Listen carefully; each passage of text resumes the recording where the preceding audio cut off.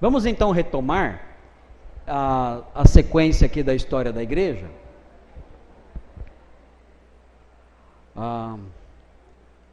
É uma parte triste da história essa que nós estamos vendo, não é verdade?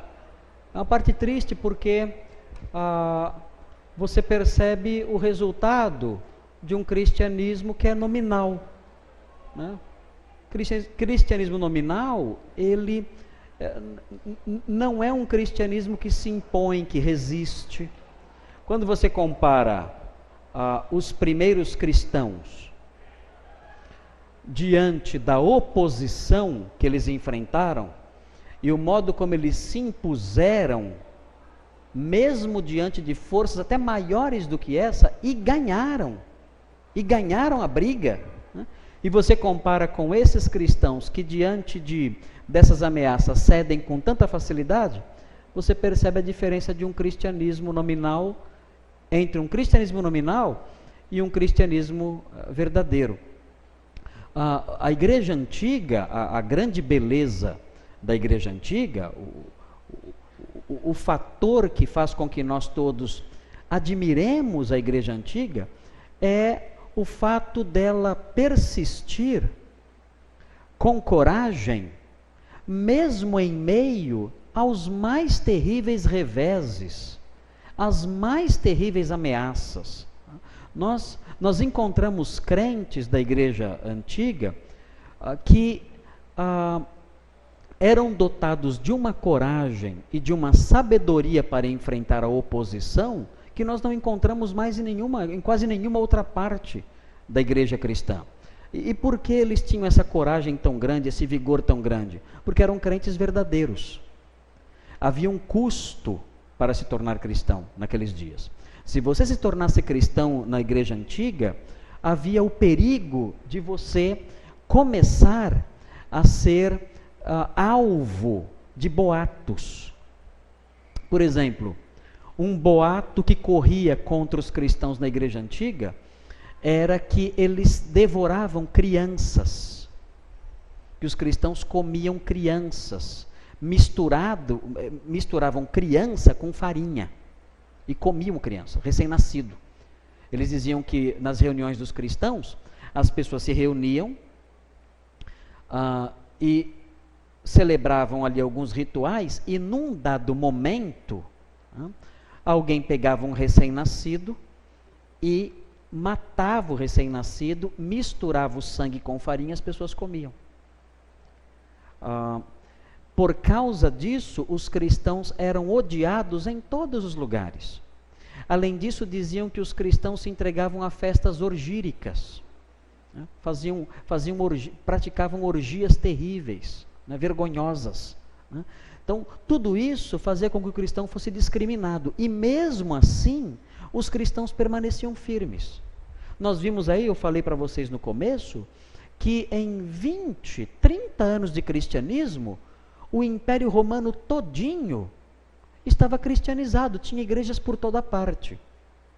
Quando Plínio o Jovem, que era governador da Turquia, escreveu a Trajano, ele estava preocupado porque havia um grande número de cristãos na sua província, né, que era a Bitínia.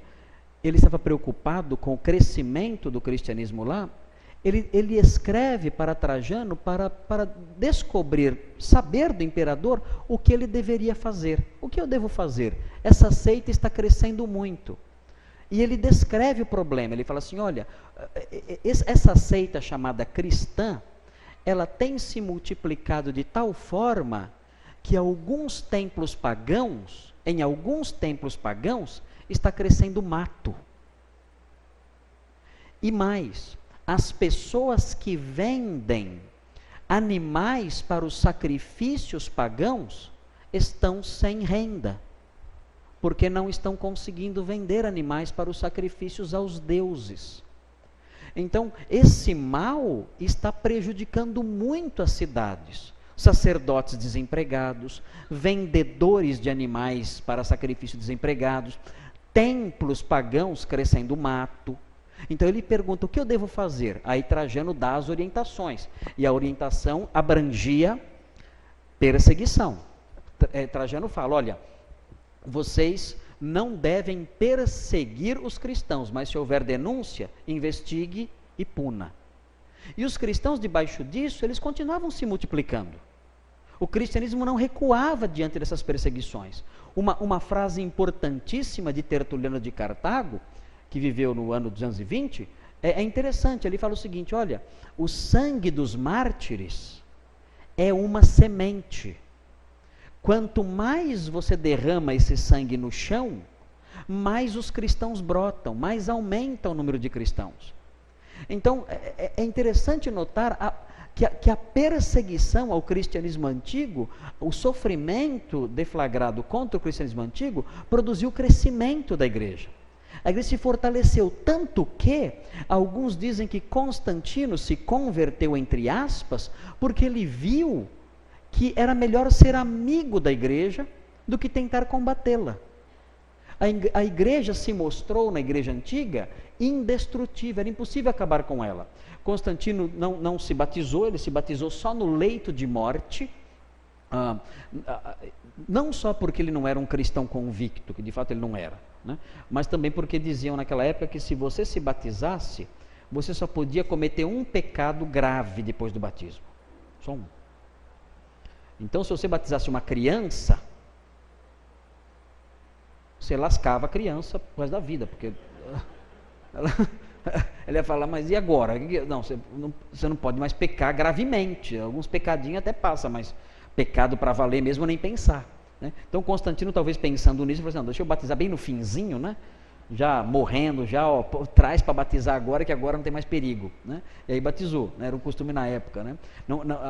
É interessante que a igreja antiga, falei sobre isso agora, a igreja antiga, e há presbiterianos aqui, eu sei, a igreja antiga, ela não condena, alguns teólogos antigos condenam o batismo infantil, não porque eles eram contra o batismo infantil em si, porque havia batismo infantil e era praticado. Mas alguns teólogos, como Tertuliano, por exemplo, ele é contra o batismo infantil, não porque é errado batizar criança, dizia ele, mas porque batizando a criança, ela só poderia pecar gravemente uma vez na vida. E aí seria colocar ela debaixo de um risco muito grande. Olha essa mentalidade da época, né? Por isso Constantino se batizou só no final. Agora, quando você compara esse cristianismo, que é poderoso, que é forte, né? Você vê o testemunho de Policarpo, por exemplo. Você vê o testemunho de Inácio de Antioquia, por exemplo. Homens que diante da morte disseram, não, nós não vamos ceder. Inácio de Antioquia, ele disse o seguinte, olha, se alguém tentar impedir que eu seja esmagado pelos dentes dos leões, eu próprio vou lá e vou provocar os leões. Eu vou provocar os leões para eles me morderem. Porque eu quero ter o prazer, eu quero ter a honra de morrer pelo meu Salvador. Essa era a mentalidade de Inácio de Antioquia. Policarpo de Esmirna, quando o magistrado ameaçou ele com fogo, ele falou assim, olha, o fogo que você tem se acende e se apaga num minuto. Agora o fogo que vai queimar os inimigos de Deus, tá? Entre parênteses, entre os quais você está, né? Esse fogo não vai se apagar nunca. O governador ficou impressionado com a coragem daquele homem. Tinha 86 anos e ele não cedia. Quando o magistrado disse, eu tenho feras para devorar você, ele falou assim, pode trazê-las. Eu não vou negar o meu Cristo, eu não vou fazer isso. Então, quando você compara essa firmeza com a igreja do início da Idade Média, você vê uma grande diferença. Você não vê mártires nessa época aqui. Você nota que aconteceu, na verdade, foi um grande avanço de cristãos nominais dentro da igreja. É interessante, inclusive, algumas implicações disso. Estou tentando acertar esse microfone, não estou conseguindo. Qual que é a posição certa? É assim? Assim? Ok. Assim tá bom? Assim? É que eu estou sentindo um som meio forte, assim, um soco assim. Não? Ok. Vou continuar então assim mesmo. Mas notem bem, algumas pessoas falam que o problema da igreja antiga, da idolatria, por exemplo, da Idade Média, de ter entrado idolatria na igreja, foi o seguinte: começaram a colocar peças decorativas na igreja, começaram a colocar estátuas para decorar a igreja, flores. A primeira figura decorativa que apareceu na igreja foi um pastor carregando uma ovelha nos ombros. Né? Era uma figura para decorar, para enfeitar, para ilustrar.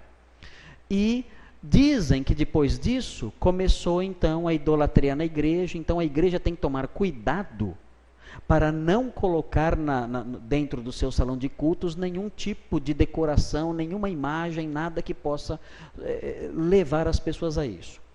Mas, na verdade, o que nós aprendemos na história da igreja é que o problema não foi alguém colocar um desenho de um pastor carregando uma ovelha nas suas costas. Não foi assim. Na minha igreja, lá em São Paulo, nós ganhamos um quadro de um pastor, um quadro muito bonito, um quadro enorme, de um pastor estendendo o cajado para pegar uma ovelha. E quando eu coloquei esse quadro numa das salas ali, um quadro muito bonito, uma pintura mesmo, a óleo, muito linda, eu coloquei numa das salas, um irmão da igreja veio me alertar. Ele disse: pastor, começou assim. Eu falei: nossa. Então, nossa, começou o que assim? Não, isso aí, você sabe onde vai dar isso aí, né? Na realidade, eu entendo a preocupação daquele irmão, e nós conversamos sobre isso bastante, mas na realidade o problema não foi a igreja colocar uma pintura na parede. Não foi a igreja colocar uma flor na parede. Não foi isso. A arte cristã, ela é antiga. Se você visita as catacumbas de Roma, você encontra arte cristã nas catacumbas. Você encontra cenas da ceia do Senhor nas catacumbas. Você encontra cenas do batismo nas catacumbas. Você vê várias figuras nas catacumbas que são figuras cristãs. O cristianismo nunca foi contra pinturas nas paredes. Okay? O problema da igreja medieval é que ela deixou entrar na igreja não o problema das pinturas. Pinturas já tinha desde as catacumbas, como eu falei agora. O problema foi deixar entrar incrédulos na igreja. E incrédulo adora qualquer coisa. Incrédulo adora tudo. Em Roma, ainda hoje, há pessoas que adoram uma escada. Então não pode ter escada na igreja, tem que derrubar a escada lá e tirar, porque senão alguém vai adorar. As pessoas adoram, e se arrastam por aquela escada ali, pagando penitência ali, porque dizem que aquela escada é uma escada sagrada, uma escada santa, que veio da Palestina até Roma voando, e ficou lá. Então ficam lá se arrastando pela escada. Martinho Lutero se arrastou em cima dessa escada, conseguiu o perdão dos seus pecados subindo essa escada, a escada santa. Depois ele desistiu, na metade do caminho largou tudo e foi embora, cansou de subir a escada de joelho e foi embora. Mas lá em Roma tem tanta gente subindo essa escada que as autoridades eclesiásticas fizeram uma outra escada do lado e abençoaram aquela escada e falaram assim: essa aqui vale também, né? Já abençoei essa aqui está valendo também, mas não adianta, o pessoal não acredita nisso, né? O pessoal quer aquela que veio da Palestina voando, né? Então, ou seja, incrédulos adoram qualquer coisa. Nós vamos ver ali em Santiago de Compostela, tem colunas que são adoradas, né? O problema é o quê? É ter coluna na igreja? Não, é ter incrédulos na igreja. Então esse foi o grande problema da igreja medieval, é deixar entrar para a igreja pessoas não crentes. Esse é o grande problema. Isso destrói totalmente a igreja, e mais, quando isso acontece, e vem então as propostas sectárias, as propostas que a gente vê por aí de seitas, tudo mais, que aparecem fazendo seus convites, as igrejas que são compostas por cristãos nominais seguem atrás disso aí. A primeira coisa que nós devemos avaliar quando alguém chega na igreja e quer fazer parte da igreja é se a pessoa é crente. Primeira coisa. Eu quero ser dessa igreja. Tá bom, você é crente? Claro que eu sou crente, eu vim da igreja tal. Não é essa a questão. Eu quero saber como foi que você se converteu, como foi que você nasceu de novo. Isso eu quero saber. Porque nós sabemos pela palavra de Deus e pela história eclesiástica que recepcionar no seio da igreja como crente aqueles que não são, isso enfraquece a igreja e faz com que a igreja desapareça. Aliás, o pastor leu aqui no começo, dizem que temos aí 30% de evangélicos no Brasil. O que temos, na verdade, são cristãos nominais, evangélicos nominais, que não fazem diferença nenhuma. Isso só enfraquece a igreja, emporcalha o nome da igreja, é um mau testemunho horrível. Okay? E igrejas que abrigam essas pessoas em seu seio, sem nenhum critério, estão fadadas ao desaparecimento, como aconteceu no norte da África, em outras regiões. Igrejas que acolhem incrédulos em seu seio, como membros ali, pessoas que não nasceram de novo, essas igrejas vão desaparecer. A história da igreja medieval mostra isso. Nós temos que primar por isso, pela veracidade da fé dos crentes. É uma questão de sobrevivência. Olhe para o mapa do norte da África hoje. Acabou o cristianismo lá. Acabou. E por que acabou? Cristianismo nominal. Cristianismo nominal. Cristianismo dos bárbaros, o cristianismo dos bárbaros era só de boca. E aí, quando vieram as seitas islâmicas, levaram a igreja embora. Ok. Muito bem. Agora nós temos aqui diante de nós uma etapa interessante da história da igreja, que é a Reconquista Espanhola. E é importante por quê? Por que isso é importante, a Reconquista Espanhola? Porque ela é importante para nós. Ela é importante para nós porque, como eu disse no começo, nós somos herdeiros, somos uma nação herdeira da Península Ibérica. Nós temos uma conexão histórica com esse pedaço de terra aí, que é a Espanha. E vejam, a Espanha, ela foi dominada no ano 711, ela foi tomada, toda essa região foi tomada pelos árabes.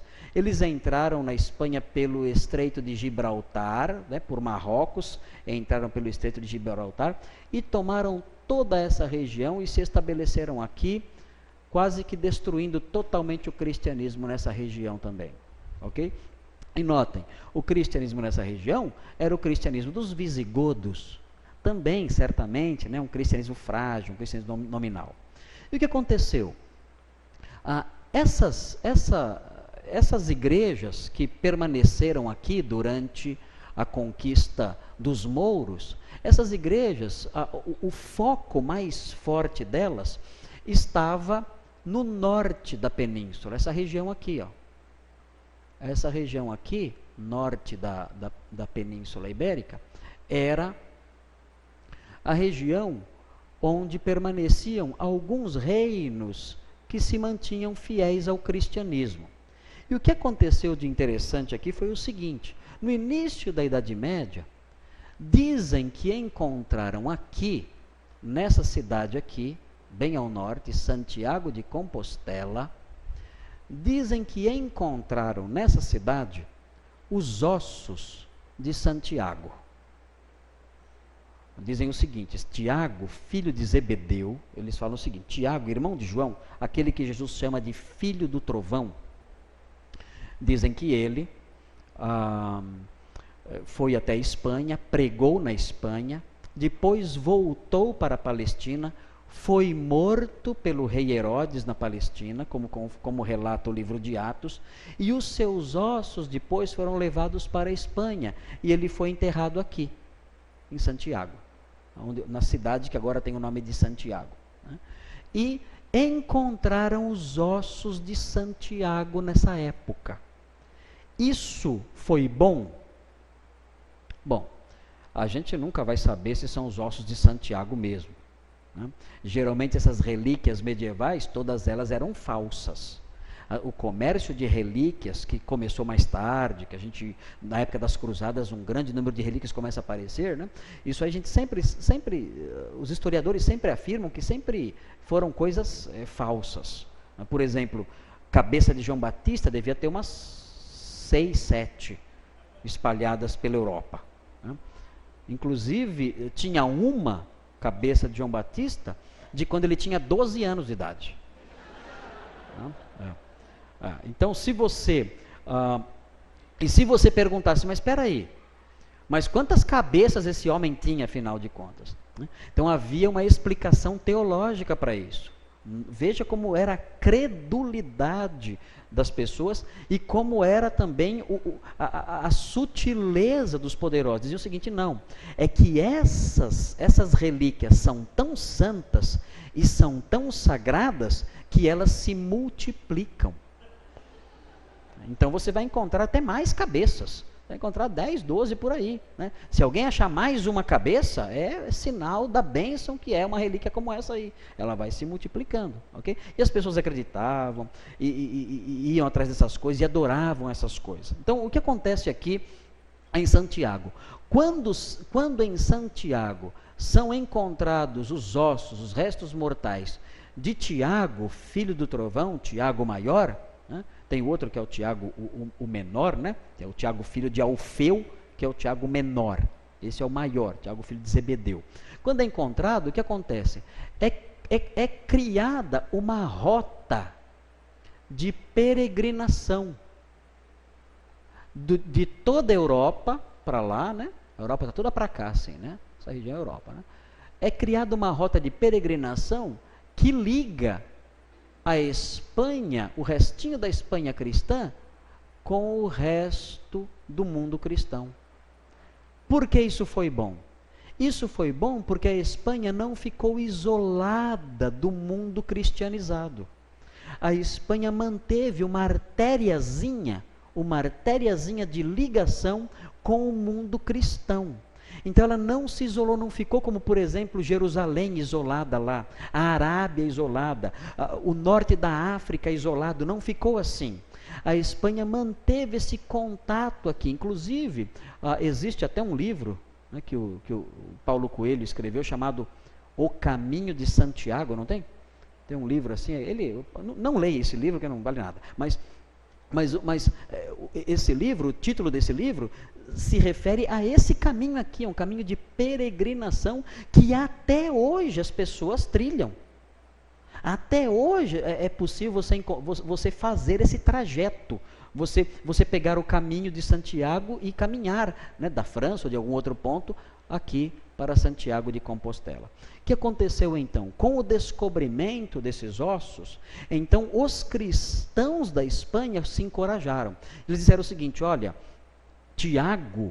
Santiago, que é quem? Que é o filho do trovão. Tiago era bravo? Tiago era violento, né? Não era um santo, né? A gente vê esses santos aí meio afeminados que a gente vê aí, né? De lá, aquela carinha, né? O Tiago, pelo jeito, não era um santo assim delicadinho, que como a gente vê aí nas gravuras por aí, né? Tiago, ele era chamado de filho do trovão. Então era um santo invocado, né? Era um santo que não mexe comigo não, que eu sou o filho do trovão, né? Então, o que acontece?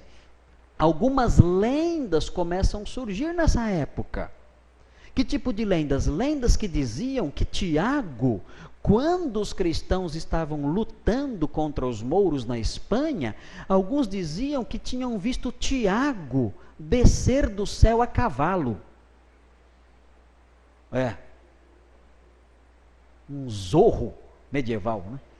Então ele descia do céu a cavalo, né, cavalgando ali com a espada na mão, né, e diziam que ele ajudava na luta, e ele matava os mouros, ele pisoteava os muçulmanos, e era um bafafá, e ninguém entendia nada, ele descia do céu matando todo mundo, e um grande milagre de Deus. Então essas lendas animaram os espanhóis.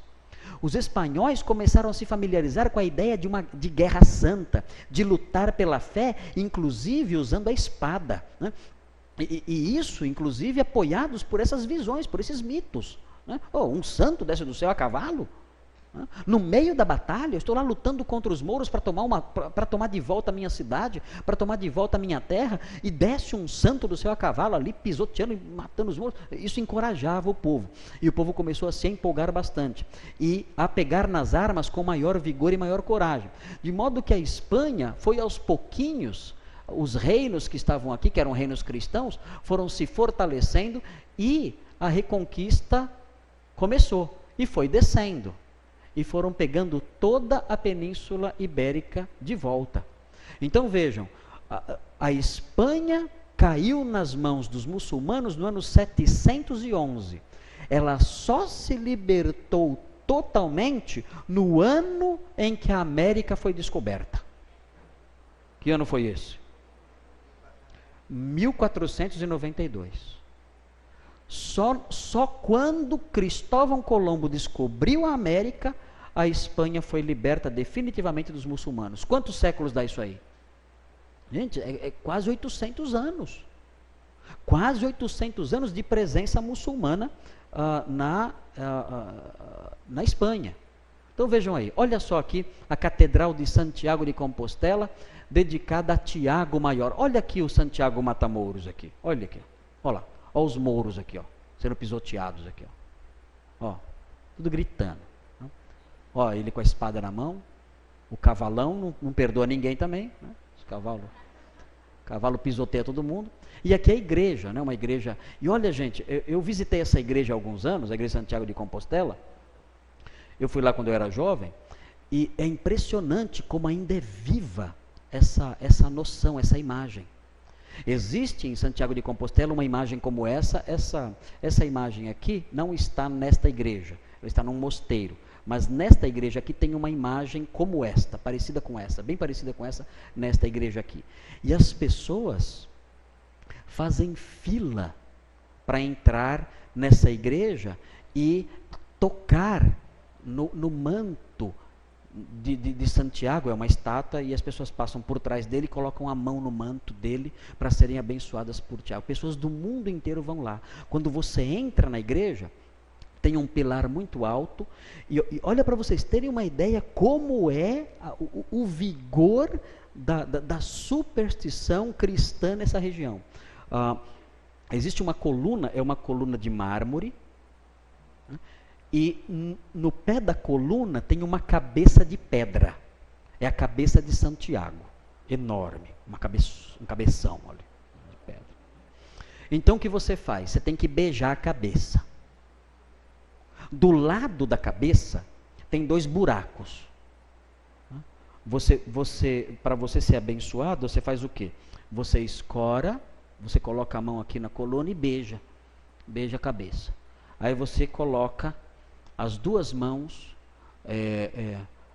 nesses buracos ao lado da cabeça e beija a cabeça de novo. Né? E sai da fila, porque está assim de gente querendo beijar aquela cabeça. Né? Aí chega o outro atrás e põe a mão lá também na coluna para beijar a cabeça. Né? Aí põe a mão nos buracos, olha, eles deixam dinheiro lá. Deixam as moedinhas lá para Santiago, um subornozinho, né, para ver se Santiago abençoa mais. Né? Deixa lá um dinheirinho ali e tal, e beija a cabeça de novo. Né? E assim outra. Sabe o que aconteceu? Imaginem isso acontecendo por séculos e séculos a fio.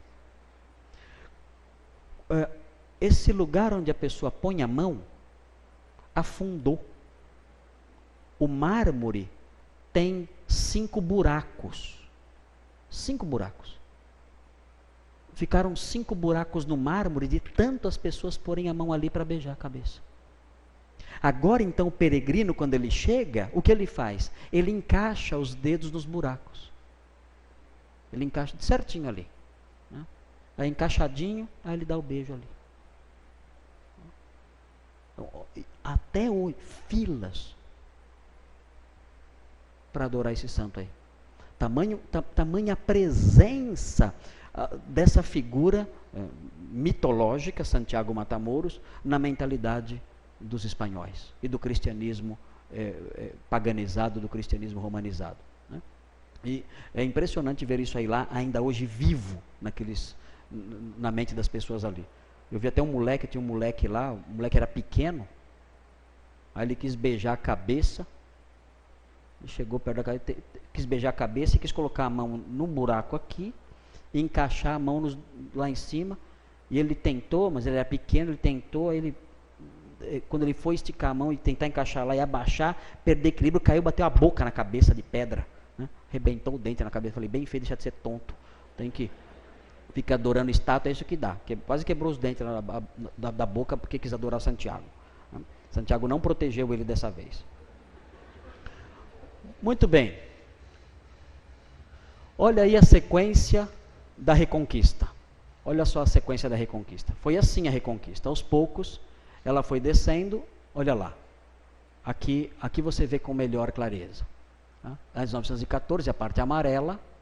Aí quando chega em 1492 é a queda de Granada. A queda de Granada acontece nesse ano, que é o ano do descobrimento da América.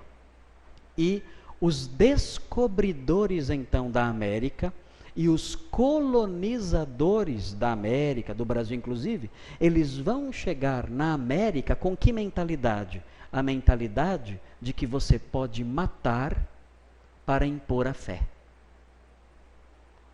Durante 800 anos, eles tiveram na sua cabeça o conceito de guerra santa, de matar pelo cristianismo. Eu posso matar para impor a fé cristã. Eles acostumaram com esse pensamento ao longo de 800 anos. Quando eles chegaram aqui, eles encontraram cristãos ou pagãos?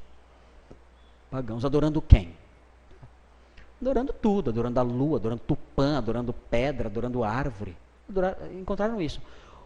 Foi difícil para eles esmagar essas civilizações? De modo nenhum. De modo nenhum. Para eles destruírem as civilizações que existiam aqui, os incas, os maias, os astecas, os próprios índios aqui do nosso país, para eles matarem essas pessoas, para eles isso foi muito simples, porque estavam acostumados com isso.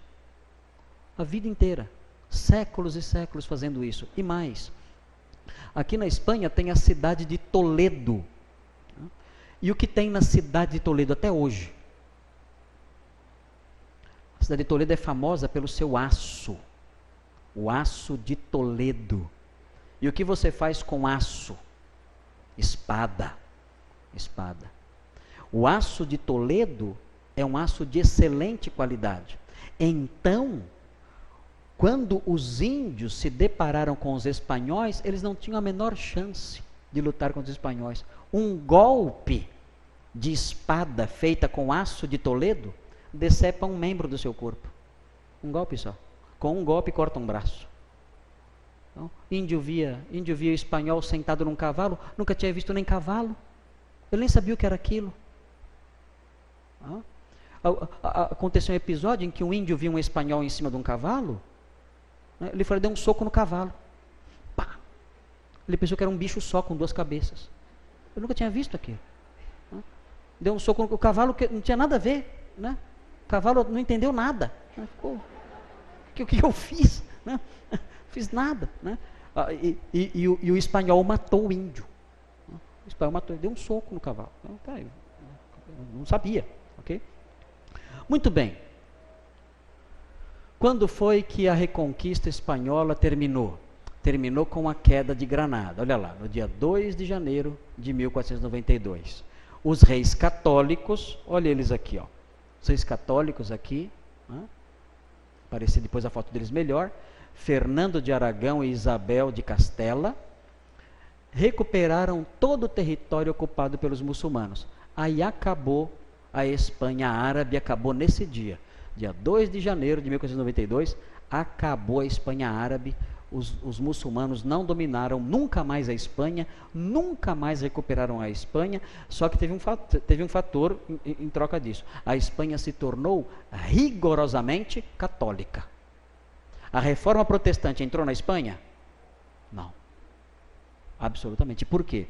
A Espanha se apegou tanto à fé católica que até hoje, não só a Espanha, Portugal também, até hoje, se você se aproximar de um português e de um espanhol, e você falar que você não é católico, ele deixa você falando sozinho, ele sai de perto de você, deixa você falando sozinho. Eu tenho amigos que são missionários na Espanha e em Portugal, eles dizem isso. Se você chegar com toda a simpatia, fizer amizade com alguém, e a pessoa descobrir, você fala, não, eu não sou católico, eu sou crente. Você falar isso, a amizade terminou aí mesmo. É muito difícil pregar o evangelho na Espanha, pregar o evangelho em Portugal. As pessoas não dão espaço. Eu conheço missionários que estão lá há anos e anos e não conseguem entrar na vida das pessoas. As igrejas na Espanha e Portugal são igrejas antigas, igrejas evangélicas, que têm 20, 30 membros. 20, 30 membros. É como na França, mesma coisa. 20, 30 pessoas em igrejas antigas. Por que isso acontece? Porque esse povo é tão fechado. Porque eles aprenderam a defender o catolicismo. E defender o catolicismo com sangue. Eles pensam, os nossos pais, nossos ancestrais morreram pela fé católica. Nós temos que defendê-la até o fim. Por isso é tão difícil você entrar na Espanha. Mais fácil você evangelizar um muçulmano do que um espanhol. São pessoas extremamente fechadas, e quando um espanhol se converte é raro. Eu não sei se tem espanhol aqui, eu sou descendente de espanhol, minha avó era espanhola, então eu posso falar. Minha avó era espanhola, quando ela se converteu, aí foi o contrário. Aí ela era uma crente que sai de baixo. Espanholinha desse tamanho assim, acho que até menos acho que ela tinha, pequenininha assim. Mas ela tinha uma mentalidade fortemente apegada à fé, de defender a fé. Se ela dava um folheto para alguém, e a pessoa pegava o folheto e jogava fora, ela pegava o folheto do chão e ia atrás da pessoa. Ia atrás. Vem cá, você, vem cá. O que foi, dona? Olhando para baixo, o que foi, dona? Você aprenda a respeitar. Isso aqui custou dinheiro. Se você não queria, se você não quisesse, não deveria ter aceitado. Dava uma bronca na pessoa e pegava o folheto e ia embora. Essa mentalidade, né, do cristianismo rígido, né, ela herdou essa mentalidade dos espanhóis. Okay? Só que levou para o lado protestante, para a nossa felicidade. Ok. Então, veja aí os dois reis, Fernando II de Aragão e Isabel I de Castela, são os reis católicos, como são chamados, ok? Debaixo deles, então, toda a Espanha se tornou cristã novamente, ok? Eles é que são os pais de Catarina de Aragão, que foi esposa de Henrique VIII, de quem ele se divorciou, para se casar com Ana Bolena. Ana Bolena foi decapitada, mas isso é uma outra história, ok? E olha só, até hoje em Portugal, aqui estamos já terminando essa parte, até hoje em Portugal você encontra o quê?